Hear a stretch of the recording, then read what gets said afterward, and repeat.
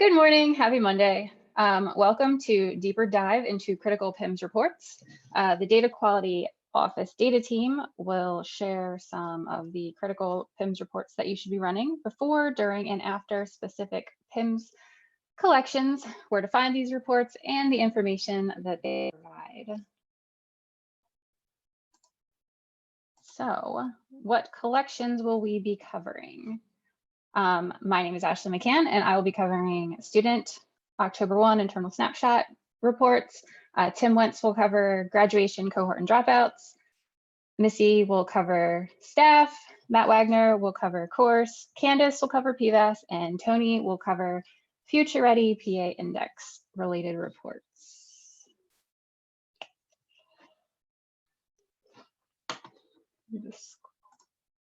Nope, not moving.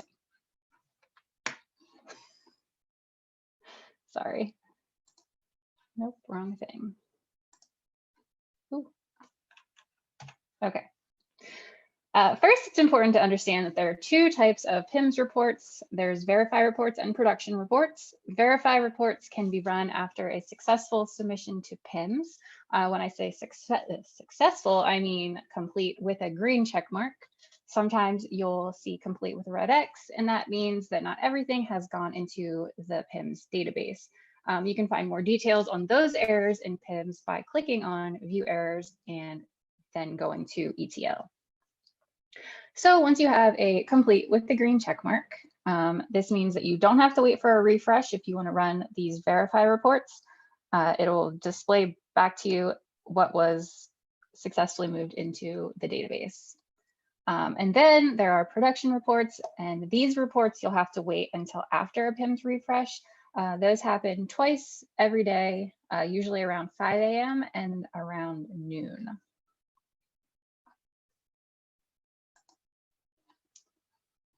So for October 1 student snapshot, the reports that you should be running for under verify. So after you upload your student template, your school enrollment template, and your student snapshot template to PIMS successfully, you can run these template verification reports, and they will display back exactly what was submitted by your LEA. And then in production reports, there are a few listed there. Enrollment snapshot subgroup comparison report. This one will give you enrollment counts based on the selected year that you choose and dates that you choose. The data is disaggregated by most of the data that is collected in the student template. So it will count all of your race and ethnicity categories, your assessment categories, yeah, pretty much everything. Gifted, special ed, economically disadvantaged, and so on. And the next report is open schools with no enrollment reported. This is another snapshot-based report. This will show you the open schools in your LEA that do not have any students reported. So this could mean a few things. That could mean that maybe you forgot to upload that school to PIMS, or maybe, which we have found, that this was a school that should have been closed in the summer EDNA update process. So that's, two major findings that you might get from this one. The next one is duplicate students reported details with the other LEA. Again, a snapshot-based report. This one will display students who are reported by your LEA and another LEA. It's extremely useful in determining duplicates that need to be resolved for the 10-1 student snapshot. I send a lot of emails about these kids. And then the next report I have listed is the resident students reported by other LEAs. That's actually a student template-based report. It can be run by school districts, and it will display students reported by another LEA with that district's AUN in districts of residence, field 117 of the student template.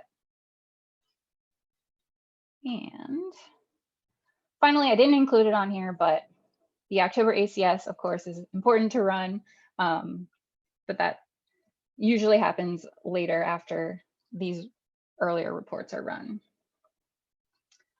And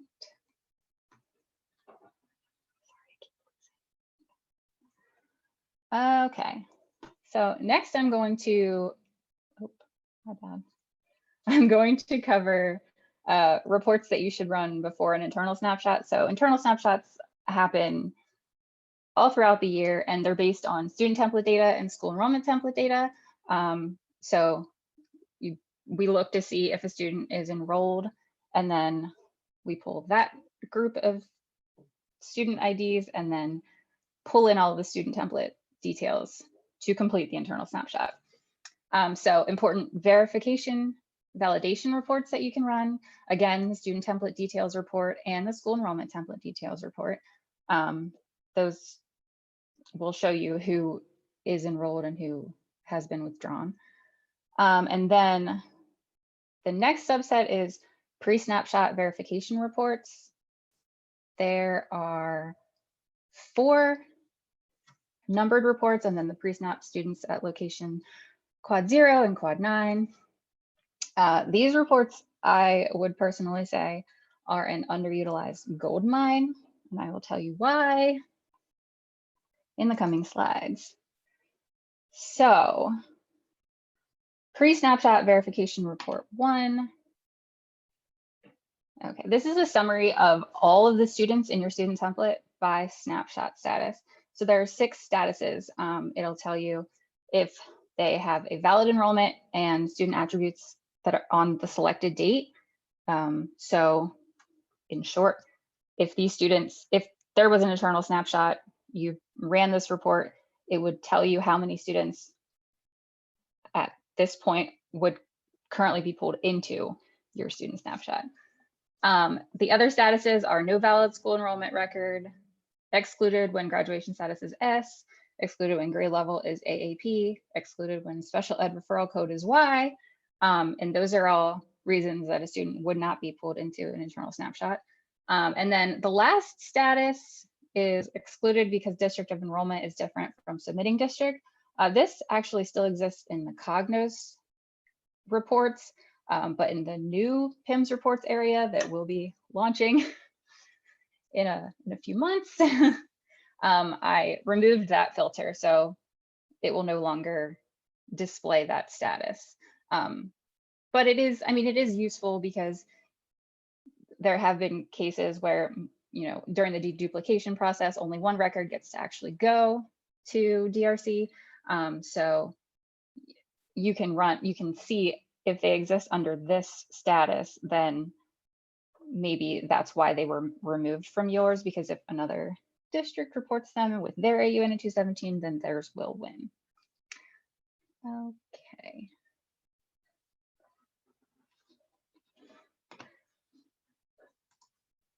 Okay, so then pre-snap verification report 2, this is all student enrollments on or before the selected date. This will, when you choose your date, and it will show you all students in your student template, and then any school enrollment records that they have up to and including that date that you pick. So you can see, oh, this student will not be included because they exited 2 weeks ago. And then pre-snap verification report 3, valid students enrolled on the selected date. So this displays the student template information for those students who fall into that first status that was in pre-snap verification report 1. It tells you, it will show you all of those students that were counted in that status and all of their information. So you can see exactly who will be counted for your snapshot. And then pre-snap verification report 4 to be excluded. This displays the student template information for the students who do not qualify to be pulled into the internal snapshot based on those statuses from report 1. And you can see there that it's the ones that don't have a valid school enrollment that are excluded because of graduation status or grade level or special ed referral. And again, the excluded because district of enrollment is different from submitting district. In the new PIMS reports environment, those kids, unless they fall into one of the other statuses, will be on report 3, I believe. Yes. Okay. So then on to production reports. So these are reports, again, you have to wait until a successful PIM submission and a refresh.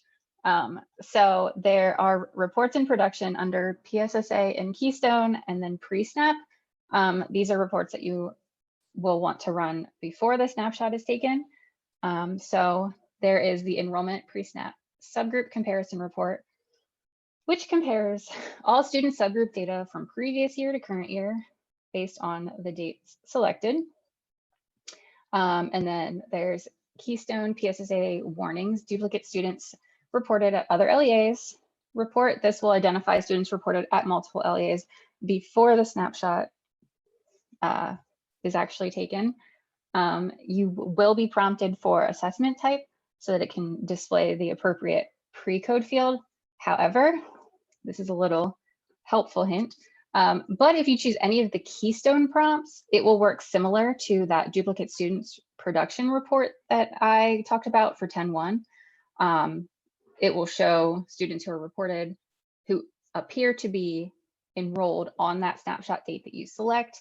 So it can help. It's another way to troubleshoot students. So if they're reported by 2 districts, you might find that maybe you forgot to withdraw that student from PIMS officially. So then you'll know that you need to upload a withdrawal, or maybe that another LEA forgot to withdraw them because they transferred into your LEA.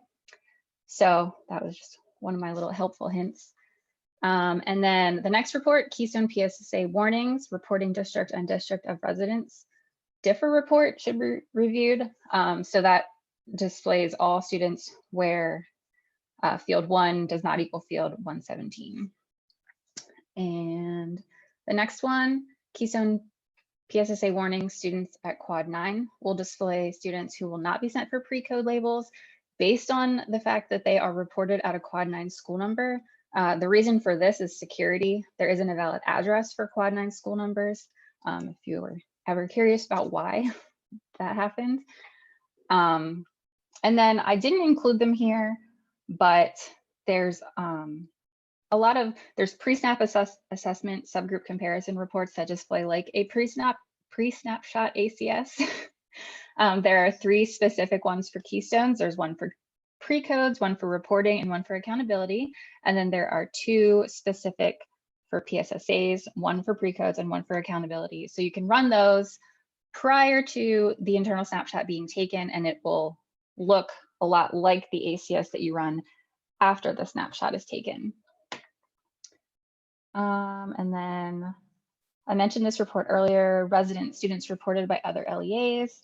It's a student-based report, and it will display students who are reported with the district, like the person running the report at the district, students who were reported by another LEA with their AUN in field 117. Okay. So critical reports to run after an internal snapshot. So verify validation reports, template verification, student snapshot template details report. So you'll run that, you'll pick the snapshot date that has already occurred. And then it will show you exactly what pulled from your school enrollment and student template to create that snapshot. And you can actually use the output of this report to recreate, compare, analyze against, or to verify your data against your ACSs. It's for most ACSs, you can just do pivot tables, filtering, and you can recreate what your ACS displays. And then production enrollment reports. Enrollment snapshot subgroup comparison. I talked about this one earlier with 10.1, but you can actually use this report for like assessment internal snapshots as well. You'll just pick your snapshot date from the current year and then the previous year that you want to compare it to, and it will just disaggregate everything as I said earlier. And then, of course, duplicate students reported details with other LEA. I said that this one's really important for 10.1, but it's also very useful when it comes to assessment internal snapshots, because like I said, we can only send one student ID in the file. Like it can only one LEA can be, what am I trying to say, linked to it through there. So if you run this report after an internal snapshot has occurred, and then when you go to DRC to work on your accountability or pre-codes, you can see maybe why they didn't transfer from us to DRC in there. So yeah, and with that, I will hand it over to Tim Wentz. Oh, that's not me. All right, good morning, everybody. We're going to talk about a few reports here for the cohort grad rate. The first one here is the cohort list without attribution. And I'm sure everybody can see this report and read every single line that's on here right now. But just in case, if you can't, we're going to dive in here a little bit deeper. Looks like I don't have control to advance the slide, so there we go. All right, so right here, this is the report key. This is in the upper left-hand corner of the previous slide that you just saw. So on this report, you're going to have columns on there. It's going to say year 4, year 3, year 2, year 1. And the school designation is right there next to it. So it's going to tell you year 4 is the 1920 school year. Year 3 data is 1819 school year, so on and so forth. So this is for the 4-year with the 5-year cohort and the 6-year cohort. Obviously, your table there is going to list those as well. And then there's just a little bit of information here that tells you what the report is about and some helpful hints on what to do with the report. All right, go ahead to the next slide, please. All right, so this is starting to get into the guts of the report here. This is columns A through G if you run this in an Excel format. So as you can see here, your AUN is displayed, your LEA name, the school number the students reported at, the school name, the student's PA secure ID, and the student's name, last name and first name. As you can see, we got some great students here. We got Timothy Wentz, Douglas Snyder, Anthony Durrani, Ashley McCann. Let's see how they make out here in the cohort. Go ahead to the next slide. So this will be columns H through K on your report. As you can see, we have if the student is starting in the cohort, have they transferred in? Did they transfer out? This is the final cohort data. This is where they'll be. And do they count as an actual graduate? So the part of the report that we're looking at here right now is the unaccounted for students. So as you can see, there are 17 students that started in the cohort. If you look in the starting cohort there's 20 students listed on here. 3 of them have no. So that means that they transferred in sometime within the cohort. So what I used was the 1920 school year as my example here. So these students did not show up in the 16-17 school year.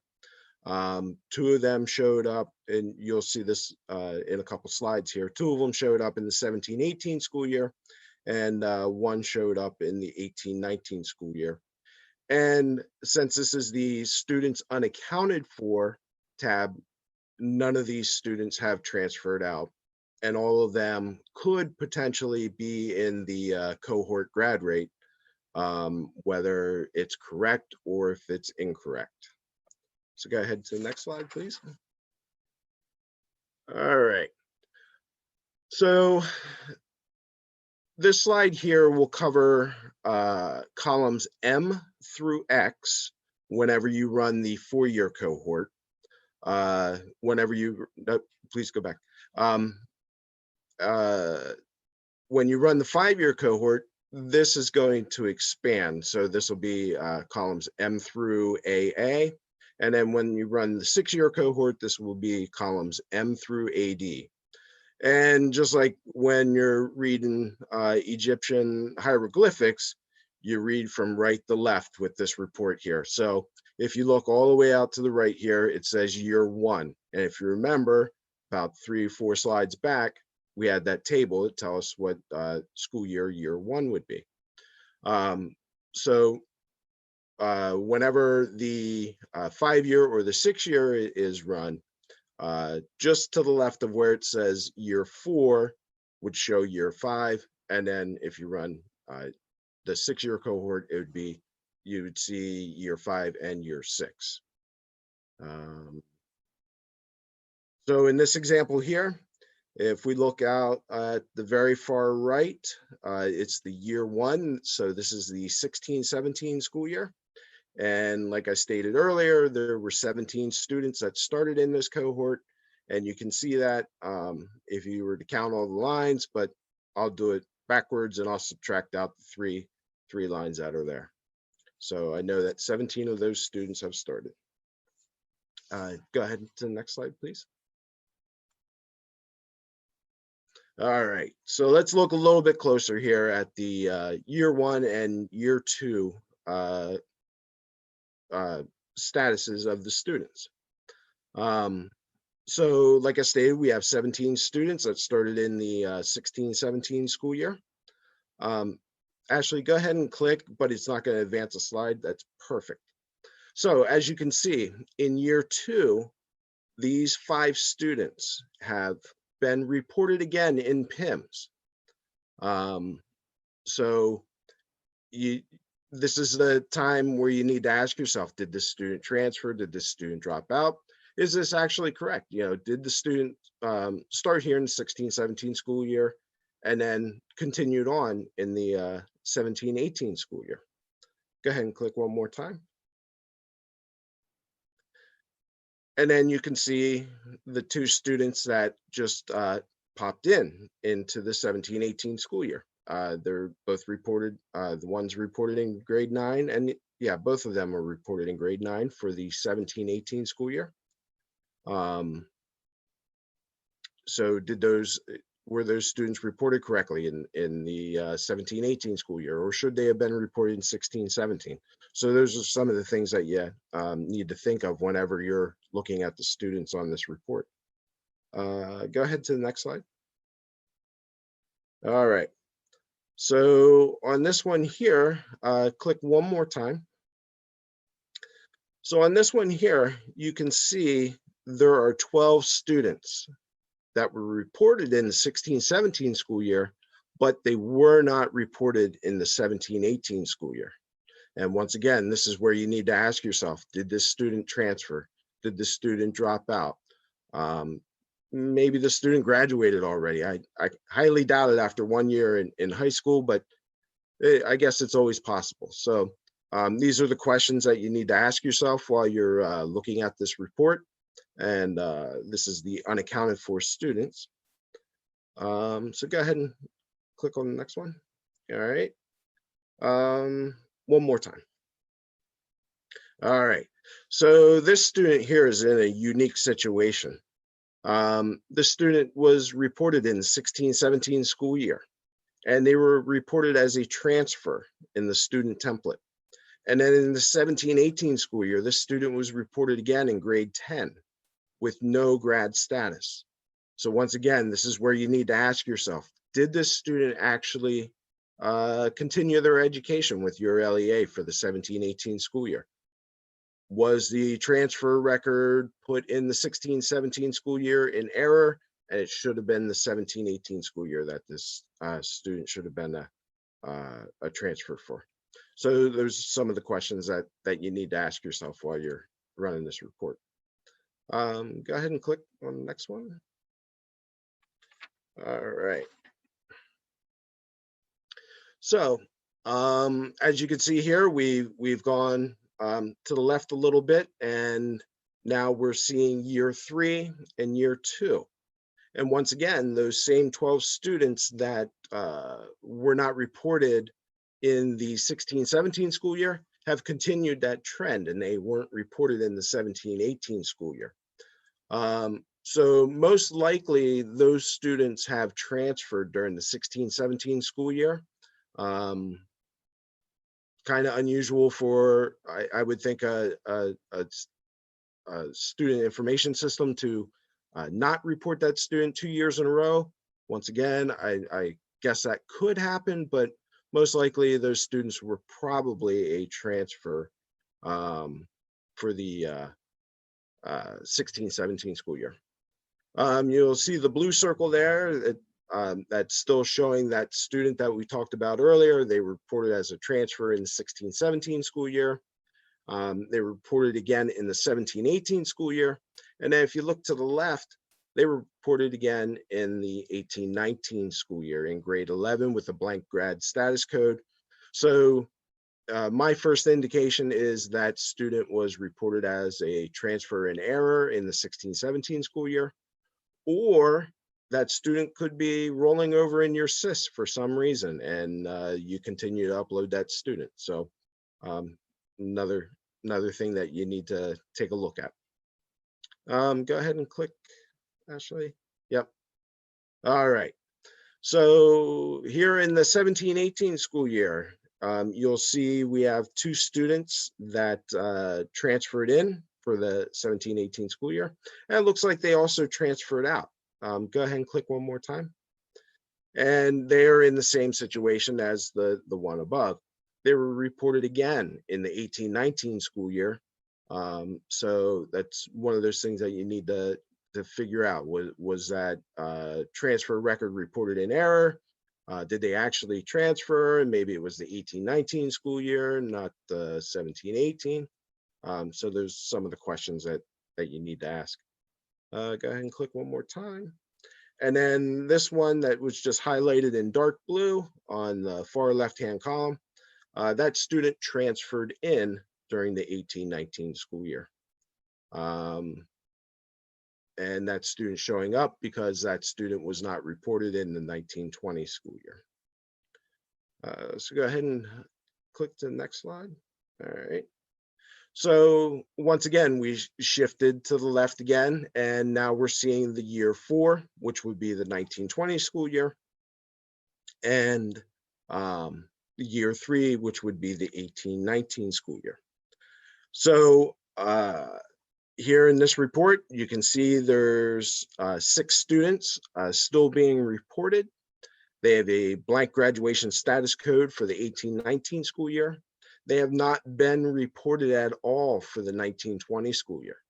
So once again, you need to ask that question. Did the student transfer, drop out, or did they graduate? Maybe they graduated within 3 years and now they went off to college. So that's a quick briefing of the cohort list without attribution. No PDE attribution rules were applied to this report at all. You can run this report all year long. It's a good report to run so that you can ensure that your cohort grad rate is accurate. You don't want to have any students in there impacting the cohort negatively because they would be counting as a non-graduate for you. Go ahead and click on the next one. All right. So this, like the other one, I know you all can read this. The text is all there for you. It's pretty clear. This is the frozen data PDE attribution cohort graduation detail. So this is the report that has the PDE attribution rules turned on. Go ahead and click on the next one. So once again, there's a key for this report, which is in the upper left-hand corner. It's going to tell you which LEA ran the report. It's going to give you your LEA's name there. what cohort year you're reporting for, and what cohort did you select. Did you select the 4-year, 5-year, or 6-year cohort? Gives you a little bit of detail, some verbiage there of what the report is about. And one of the most important things about this report is the very bottom line there, where it says the frozen cohort attribution data for selected reporting year was last updated on, and it'll give you a date. That's going to tell you the last time that we ran our programming in the background to run this report, to apply the PDE attribution rules. This gets run at 3 o'clock in the morning once a day whenever we turn these rules on. Typically for the cohort grad rate, we turn these rules on the last Monday of October, and it runs through about the week of Thanksgiving, just prior to when we send the report to DRC. So go ahead and click on the next one. All right, once again, here's the columns for the report. If you run it in Excel as your format. Now, just to give you some different looks here on the report, I used multiple LEA names in here. Only your LEA name will show up in columns, your AUN in column A, your LEA name in column B. But just to show you a little bit of differentiation here for the LEAs, I added different LEAs in there, multiple LEAs. So the first column there will be your AUN. Then the next column will be your LEA name, the school number the student is attributed to, the attributed school name, the cohort starting year. So what year did that student enter grade 9 for the first time? What's the grad status of this student? Did the student graduate, drop out, or maybe they're continuing? So they would be a non-graduate. And then the cohort graduation status tells you what that means. So a blank is a non-graduate. In this case here, a G is a graduate. There could be a G in there that says that they were a GED student. Go ahead and go to the next one. All right, so to continue on with this report, this would be columns H through P. You have the student's PA secure ID, their race that has been reported in PIMS, the gender that's reported in PIMS, or the economically disadvantaged, that comes from PIMS, and all the remaining, demographics there come straight from PIMS. Now, the important column here is the attribution type. So as you can see, the first 1, 2, 3, 4, 5, 6, the first 6 students were attributed away from the submitting LEA. So what that means is you probably reported a district code of residence of another LEA. So maybe that student was attending your school, and the sending school district is the LEA that is going to be accountable for that student. So in that case there, you need to take a look at that student. If that's the case, then that student's reported accurately in PIMS. If that's not the case, maybe the student was a tuition waived student, then you would need to make sure that the student's status is reported accurately, and that student would be attributed to your LEA. The next one there, attributed in from, as you can see, it attributed in from capital area IU 15. So that means the reporting that the IU did has attributed that student's results to you. And the same with the next 3, attributed in from East Pennsboro Area School District or Mechanicsburg. So once again, maybe that student was a tuition waived student and should not have been attributed to you. Then you would need to reach out to that LEA and say, hey, the PDE attribution rules are attributing this student to me. And then there's one there that says no change. So that means that student remained with you.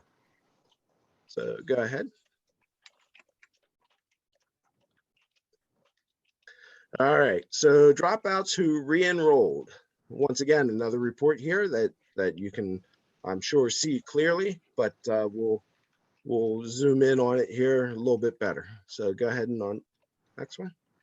So once again, there's a key for this report. So it tells you your LEA that ran the report, what school year you ran the report for, and then it provides you with a brief explanation of what the report is going to do.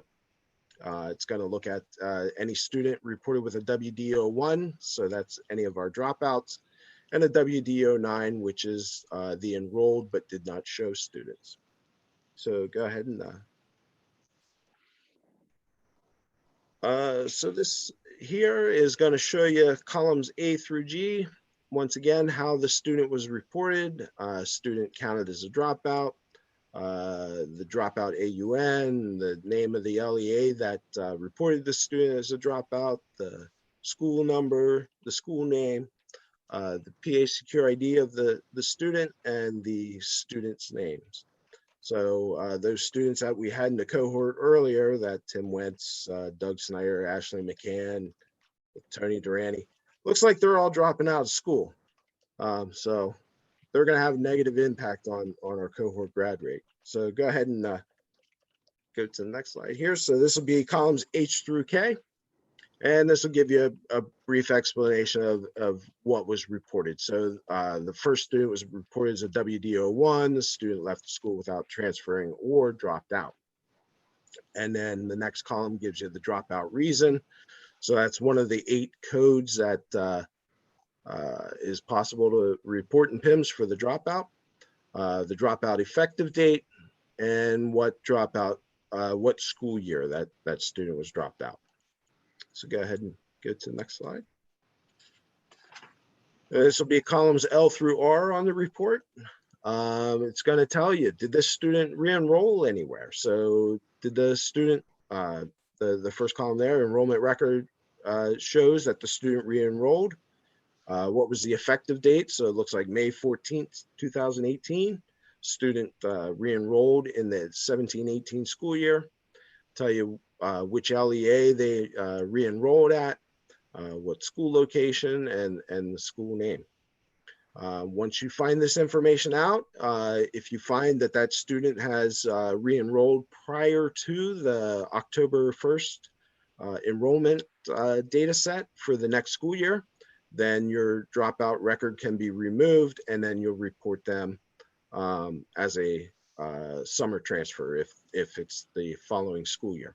If it's within the same school year, the dropout record would be changed to the appropriate transfer code.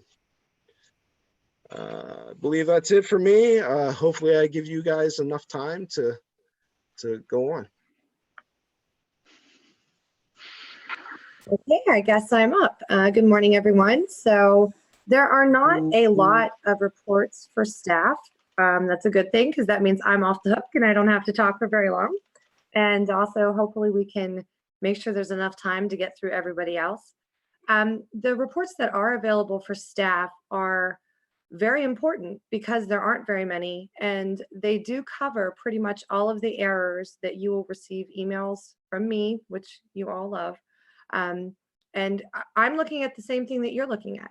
So make sure that you run these, and I will give you a little more information about what each one tells you and what it means. So the first one is the previous year non-terminated staff not in current year staff snapshot. This is one of the largest errors statewide, honestly.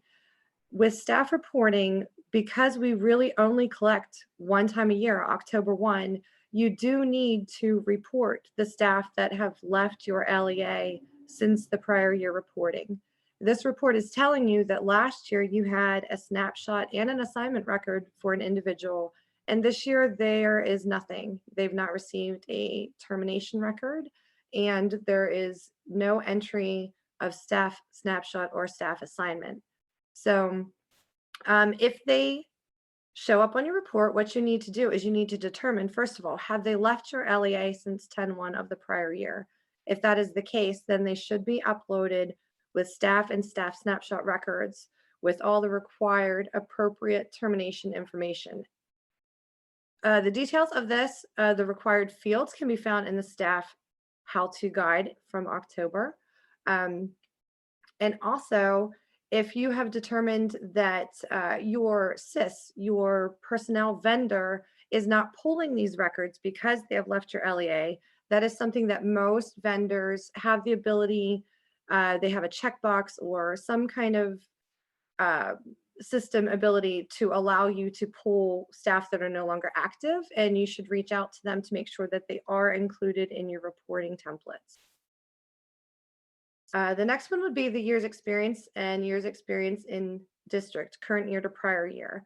This is also an issue every year. I see a lot of data exception requests. I need to make clear to you that PIMS reporting is different than what is calculated for PSERS. For PIMS reporting, if somebody was here last year and they have records showing that they're active this year, we expect to see an increase of a +1 in both years experience and years experience in the district. PSERS reporting has a set amount of hours worked that indicates an extra year. Now, discussion within our department has stated that we do not expect LEAs to maintain 2 separate records, one for PSERS and one for PIMS. However, you do need to pick one method and stick to it. You cannot go back and forth. I see a lot of exceptions from year to year where maybe you have new personnel that calculate based on PIMS, and maybe you have a new personnel that calculate based on PSERS reporting.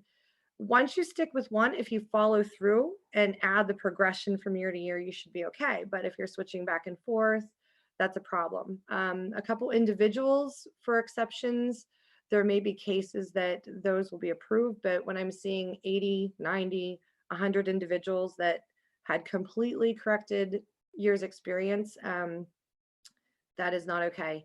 I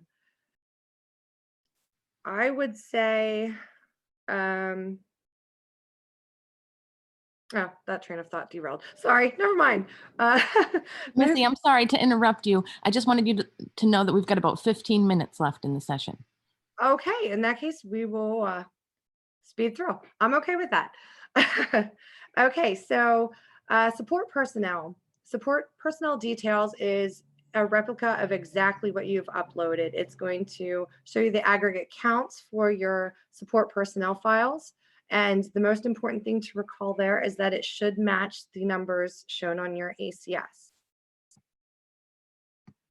The next, oh, sorry, Ashley, there we go. Yeah, go ahead.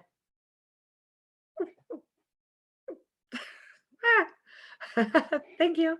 Okay, the professional personnel edits contains a lot of errors, a lot of information. The first two, the missing staff assignment and missing staff snapshot, those are usually the result of a deletion request. The fact is the DQE will stop you if you try to upload one without the other. So there's a couple hints here that I'm not going to go into great detail so that we can move forward. But the important thing to remember is that if you have requested a deletion, you need to make sure that you're uploading the corrected information. The chief administrator errors, I see instances where people report more than one or they do not report at all. This is considered a critical error, and we will reach out continuously. We can overlook some errors in staff reporting, but this is essential. Each LEA has to have one person and only one person that has designated signing authority for your ACS. That is an LEA determination. If the position is currently open, there is still somebody that your school board has designated as having that ability. Staff reported at location 0000.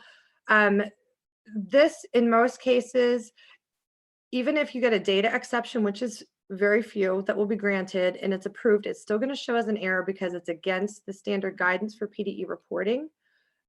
We do expect to see anybody considered an administrator in your LEA to be reported at an administrative location. Next slide. Again, this will show you as well full-time staff with less than 100% FTE, greater than 100% FTE, or part-time status with greater than 100% FTE. All of these situations will be flagged by the DQE rules and would require a data exception. In most cases, pretty much all cases, they will not be approved, with the exception of I will typically allow full-time staff with greater than 100% FTE, in situations where they are performing duties outside of the regular school day. Now, this is not extracurricular activities. These are things like AEDY, but there are reasonable limits. I do not approve 200% FTE. That typically means you've duplicated assignments and need to make corrections. And unless you can prove to me that they're working 80-hour weeks, it's going to be a no. The only other exception that I usually allow for this is the assignment code 1998 for the school safety and security coordinator, because that individual is typically reported in two separate collections, one being staff and one being safe schools. We do allow that full-time position, when explained properly, to be approved in your data exception request. Charter school with H status, we don't usually run into these errors. I haven't seen them ever, but this would only show up if you're a charter school and you're reporting a superintendent rather than the approved 10999 chief administrative officer. And next slide. Finally, the validation reports for staff. This is the way to look at whatever you have provided, even before the process has refreshed. Just a reminder that especially the staff template details, you're going to use that throughout the year. While staff and staff snapshot, staff assignment and staff snapshot are only uploaded in 10.1, you will use staff updates for course reporting, PVAS changes as needed. And again, these are telling you exactly what you have uploaded even before the refresh has happened. So I think that is it, and we can move right along. Good morning, everyone. So for course and appropriately certified doesn't have any verification reports, so we don't have to worry about that. But for course, the main ones are your course templates, course template, course instructor, student course enrollment. Now, we implemented a couple rules this year when uploading for the first time. If you don't have enrollments, but you add a course, it will flag, or if you don't have an instructor, it will flag. That way we're trying to limit what issues we had last year. But if you do a delete this year and it is still the same, if you do a delete of just an enrollment, but not re-upload, it will still have an empty course. So checking these templates to make sure that you have the correct amount of courses with the correct amount of instructors and enrollments is a key field. And we've actually updated the ACS this year to show how many courses you have with enrollments instead of just courses in general. That way you can test and see if you have the same amount of courses as the same amount of courses with students enrolled. And we also have the staff template and student template up here because you need to have the staff members that you put for your teacher of record into the staff template. That way they can cross match as well as students. So even though they're not the course templates, they still need to be checked just in case, just to make sure you have everybody. Now for production reports, course main one is the AP, IB, and dual credit course enrollment. You want to make sure you have all these courses correct, the enrollments correct on them, because this is your main one for future ready and so forth. You want to have those courses of rigor accurate and make sure you're reporting, even if you're working with another LEA to have your students take that course. You want to have that credit due. Now for appropriately certified, the three main ones are your instructor appropriately certified status listing, the instructor certification requirements, and staff missing certification information.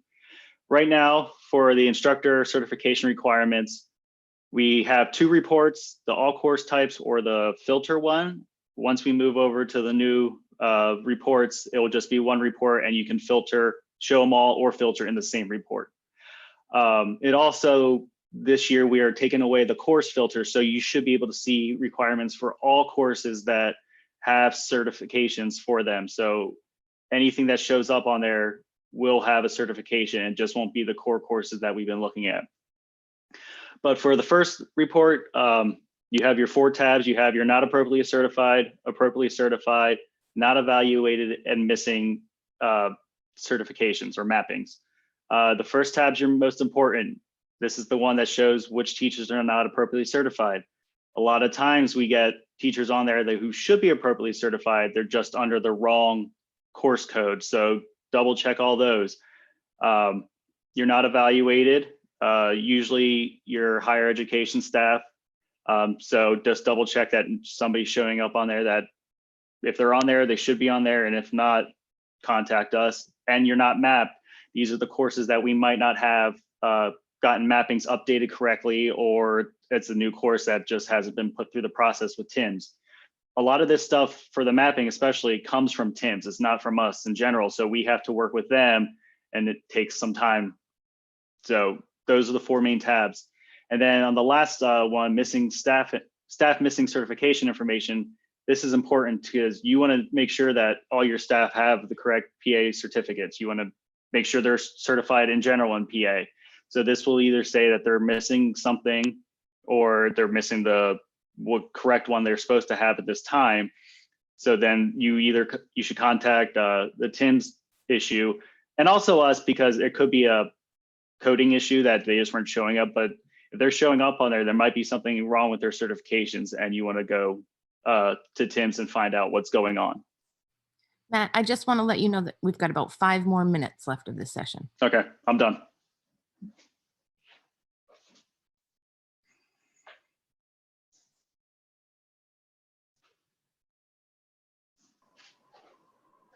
Hi. Morning, guys. I'll try and get through this quick. For our PFAS reports, we have error reports and validation reports. And like many of our other subject area reports, the error reports are basically listing things that are definitely in error. The difference with the PFAS error reports are the fact that you must fix them. So if you don't fix them in PIMS when you have the chance, where it might be a little bit easier for your staff and your teachers and principals, later on down the road, once it's in PVAS in the roster verification system, those errors will need to be addressed. The validation reports are very common, like the other ones for our subjects, for our data collections. And those will help you go through possible errors or check for things like missing data. Let's go to the next one. Thanks. The staff student subtest PSSA grade level error report is a really great one. And unfortunately, it looks like we have the descriptions flip-flopped here. Basically, any student that is listed on this report is a student who, let's say you have them listed as grade 4. However, they're listed as in a PSSA 8. So it's a mismatch between the grade level that they're enrolled in and the PSSA record that they're aligned to. The other one here is staff student subtest over claim student summary. So that looks at your staff student subtest template. It looks at every time that student is listed on there with the same teacher and the same course. And then it adds up all those responsibilities associated with that student for that subtest. And if it's over 100%, we know that there's an inaccuracy there with the responsibility percentages listed. Again, these will have to be corrected because you can't have an overage in PVAS or roster verification systems.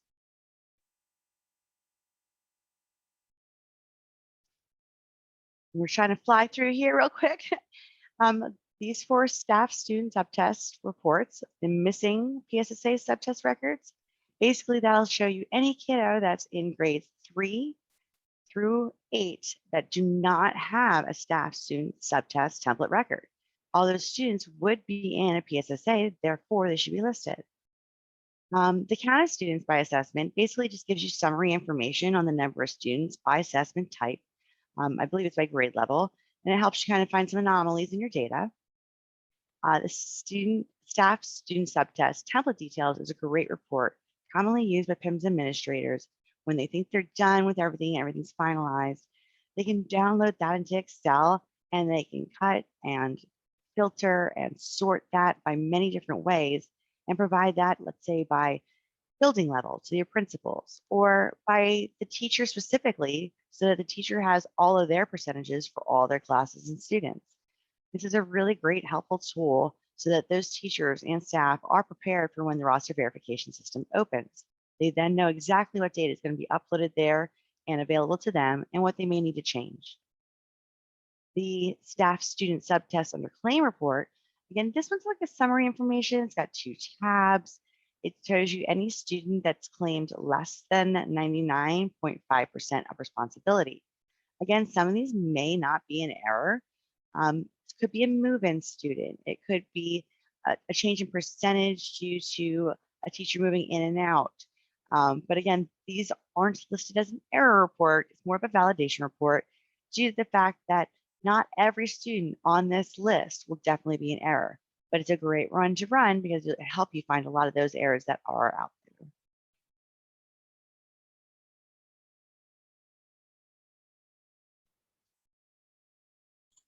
there. Okay. I'm going to try to make this quick. With Ashley's part of the presentation, you're all familiar with the pre-snap verification reports.